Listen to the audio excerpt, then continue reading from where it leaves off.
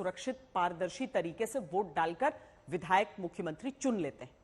लेकिन सिस्टम और सरकार गुजरात में 17 लाख बेरोजगारों से जुड़ी भर्ती परीक्षा पारदर्शी तरीके से कराने में फेल रही। तभी तो गुजरात में रविवार को जूनियर क्लर्क की भर्ती परीक्षा रद्द करनी पड़ी। भर्ती परीक्षा कराते समय सरकार कहती है कि हमारी नजर है, लेकिन उसी नजर को काटकर पेपर माफिया बेरोजगारों के नौकरी के सपने लीक कर देता है।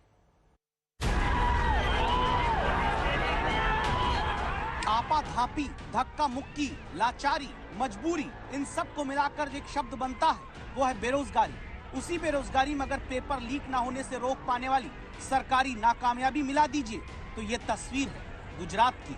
रविवार को भर्ती परीक्षा रद्द हुई। घर लौटने के लिए गुस्से में जाते दिखे बेरोजगार युवा।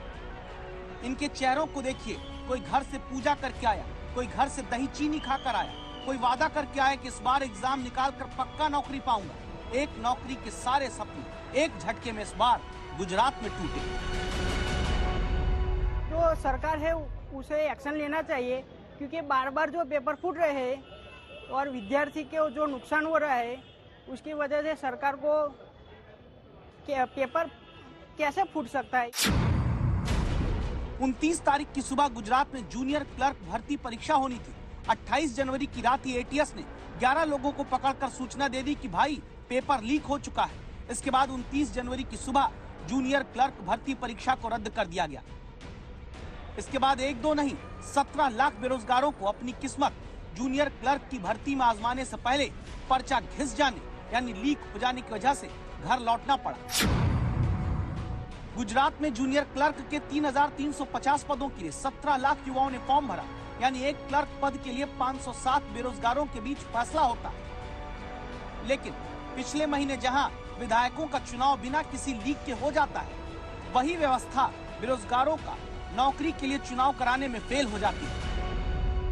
जो बार बार पेपर लीक हो जाते हैं, कौन जिम्मेदार है? इसको तो सरकार जिम्मेदार होगी ना।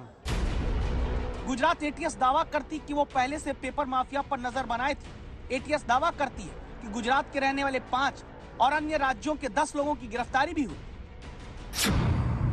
गुजरात में दावा तो ये भी हुआ कि पेपर सुरक्षित कराने के लिए 7,500 पुलिसकर्मी तैनात थे, 42 स्ट्रांग रूम बने थे, 100% सीसीटीवी कैमरों की निगरानी थी।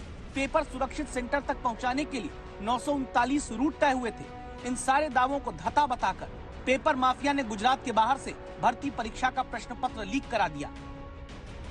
सीधा सा सवाल है कि एटीएस की नजर पहले से थी तो पेपर लीक कराने वाले भी पहले क्यों नहीं रोके जा पाए।